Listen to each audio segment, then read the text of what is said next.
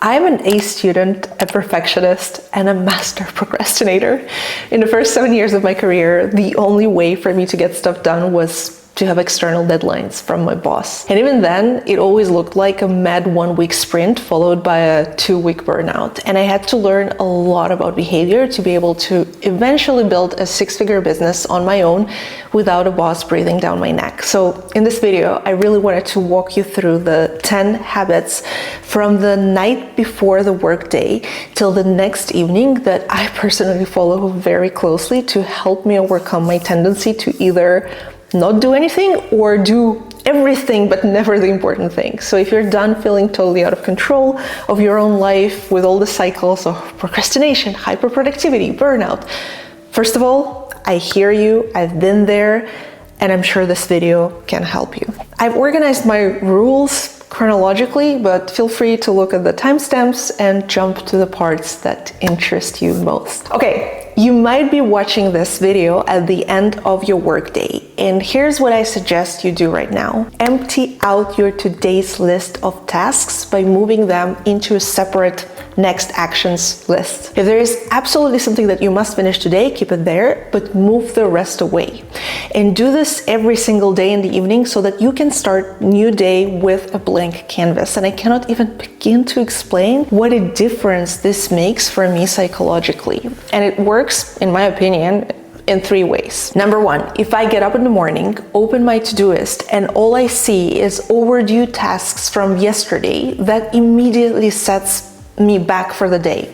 Who can stay motivated when they are already behind? Number 2, I tend to somehow stick to my overdue list, and it's like my brain tells me, well, it's overdue, so this is the first thing that we need to complete. And yes, some items are genuinely overdue and must be done ASAP, but usually if I have a real deadline, I don't really miss it. So my overdue items are mostly things that I wanted to do yesterday, but did not do. So when I move them back into the next actions list, then in the morning, I actually have a chance to make the choice of what I'm working on today. And it's so empowering for my brain to be able to actively choose what we're working on. Like, it's new day, new commitment.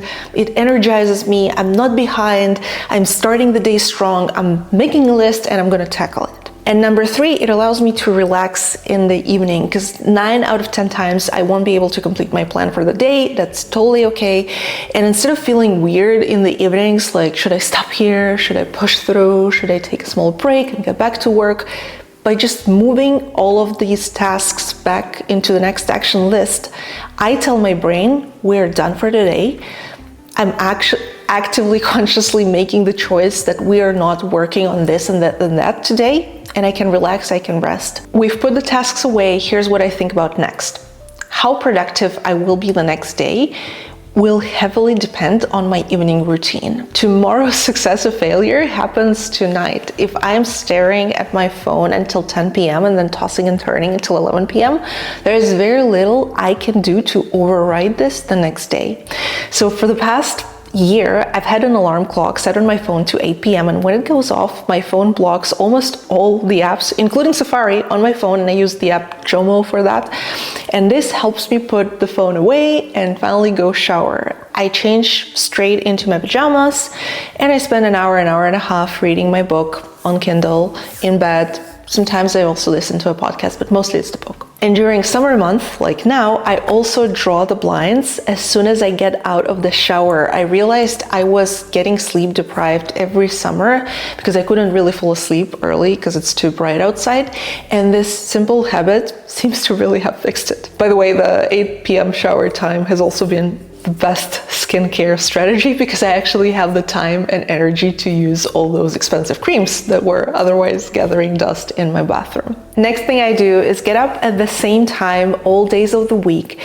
That means Saturday and Sunday as well. Our bodies are so good at establishing a rhythm of alertness and sleepiness. And if you've never tried it, you will see that only after 2-3 weeks of consistently getting up at the same time with an alarm clock at first, you will start to wake up at the same time without one. So since my body is used to waking up at 6 a.m., it raises the cortisol and other alertness hormones at that time, and it means that every morning I am alert and very much a morning person by extension. And actually I can imagine that if I say always woke up at 8 and then one day I had to get up at 6, I could easily conclude from just how poorly I'd feel that morning that I'm not a morning person at all. But in fact, I'm sure that part of it would be due to what my body is trained and used to. So if you have not done so yet, pick your sleeping hours that would work for you both during the week and on the weekend and stick to them. Next, I always start my day with a light, non-sugary, no flour breakfast. I am a huge fan of the Italian brioche and cappuccio or the French tartine café breakfast, but I almost always do those only on my days off. Maybe it's just me, but certain foods really make me sleepy and sluggish. So instead, every morning I have 1 cup of Greek yogurt with 1 tablespoon of chia seeds, 1 tablespoon of bran, and 1 teaspoon of psyllium, and berries or fruit of some kind. And it's super easy to make, it's quite affordable, especially if you buy seasonal fruits. Like in winter, I use frozen berries. It's filling, it keeps me full for a good 4 hours. And yeah, I would gladly have something like eggs or salmon, but it just takes more time to cook. So I stick to yogurt during the week and then do something more creative on the weekend. But generally for me, being slightly hungry, just slightly, I know it gives me a cognitive edge, while being full makes me feel tired. I always do some Pilates strength training in the morning, but on days when I need to be super sharp, I also do a short cardio workout of moderate intensity. We know from research that cardio allows us to sustain attention especially well in the first 2 to 4 hours following the exercise. I always do it before any kind of exams, tests, or important presentations, but it's very important not to overdo it. I am relatively new to exercise, and it took me a while to realize that when I was a newbie, like for years, I did one of those 30 minutes intense trainings, and I would be so tired, I would overeat. It just did not work for me at all. So I think you need to experiment and find that sweet spot of intensity where it does invigorate you, but it doesn't overwhelm you. And I realized after 15 years of trying to exercise regularly and failing that I was simply overdoing it in relation to my level of fitness. It's not that I hated exercise, it was my body telling me that's too much for us right now. And as soon as I adjusted the intensity, I came to enjoy exercising quite a bit. Now it's morning, you're ready to work. Here's my advice for how to start. As you plan your tasks in the morning, plan them not just in terms of urgency or importance, but in terms of the kind of attention that they require from you. Look at your to-do list right now, if you'd like, and think what are the items on that list that you could do with a video playing in the background, like in the evening, quite quickly. These are your low concentration tasks, and usually we have a great many of those low effort, small, pesky tasks, and just like 1 or 2 really big tasks that require a lot of our attention. Me personally, if I'm not careful, what often happens, I wake up, I look at my long list of tasks, I feel stressed out by it, and I start to reduce the stress by tackling the small, fragmented, low attention tasks, because in my mind, if I clean out the clutter and only have 1, 2 big tasks left in front of me, I will have the mental space to tackle them. And I think this is a neat theory, but it never works for me because small tasks grow like mold. They pop out of nowhere. And in my opinion, you can never run this list down to 0 and keep it at 0 so you can finally focus on your priorities. So for me, what usually happens is that by the time I'm done clearing them out, I'm no longer fresh, I'm a little bit hungry, I'm a little bit tired, half the day is gone, and I've made 0 progress on the really important things. And since I'm not in my prime now, I will often just tell myself, okay, I'll try tomorrow, I'll do some more low-level work and get on with the big goals tomorrow. But guess what? Tomorrow comes, and again, I have emails, I have 10 unanswered Slack messages, etc. And I just cannot win this game. So what I do instead now is I have morning tasks and I have evening tasks. And morning tasks are usually 1, 2 big projects I'm working on that I realistically can make 1 to 2 hours of progress on each in the morning before I start to feel tired. And then I also choose my afternoon tasks in the morning as well. It is important for me to choose them in the morning when I'm not feeling tired yet, and I do not have to make that decision in the state of being tired. I know later on I won't have the mental power to decide on that. Seriously, thinking about my tasks as morning and afternoon work has been the best tool against procrastination for me. If you're working full-time, I also recommend that you choose one personal task per day to do in the evening as well, like in the morning. I used to feel quite overwhelmed looking at my personal list in the evening, like do laundry, iron, trim bushes, set up lawn watering, clean the terrace table, and it was just too much, and I would end up looking at this list and just closing it. And what I do now is when I plan my workday in the morning, I look at my personal list and I choose one single task that I will do on that evening. And for me, it's very important, like I said, to select it in the morning, because if you ask me to choose at 6 p.m. among options A, B, C, I will choose option D, don't do anything today. But when I choose in the morning and keep it in mind throughout the day that today I'm doing just this one thing in the evening around the house, it really helps me to get it done. And the rest of the list also doesn't weigh on me because I've consciously decided that I'm not doing all the other 9 items on that list today. My next advice to you is to start big projects as soon as possible. There is nothing that induces more anxiety and procrastination in me than feeling like I have an unsurmountable amount of work to do in too little time. And the very same number of hours of work feels very differently depending on how much time I have before the deadline.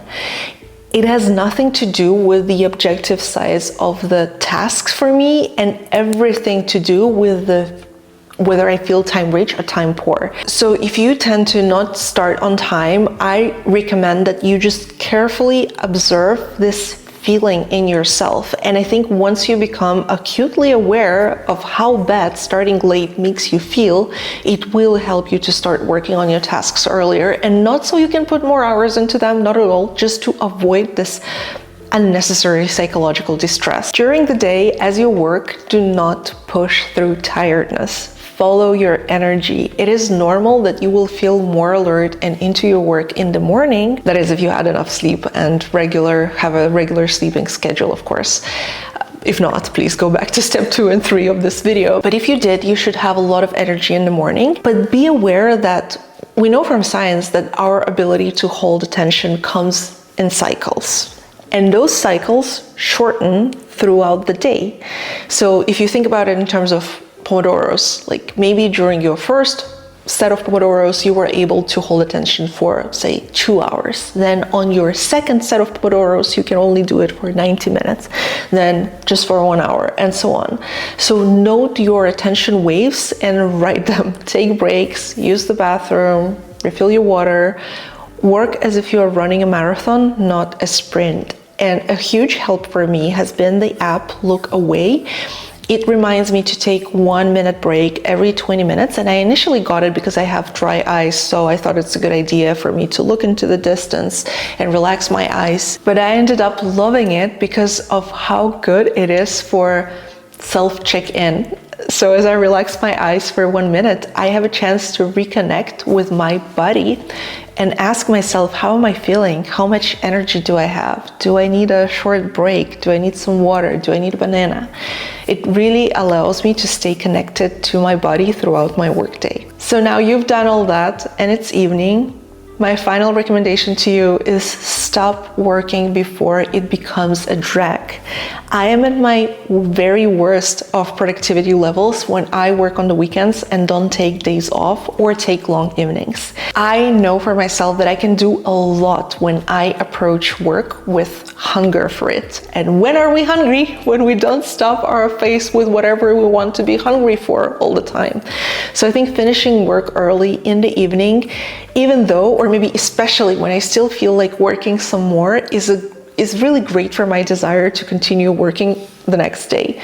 Same for the weekends. And actually, at the beginning of this year, I went through my work calendar and I booked one long weekend, so Friday to Sunday, for every month of the year. And truly not because I want rest, but because I want to keep being passionate and hungry for what I do every single morning. So try these things out and let me know how it goes. I have no doubt that you can overcome procrastination and burnout. And if you're feeling low energy right now, watch this short video with my 5-question self-test that I use to identify where I am draining my energy. Bye.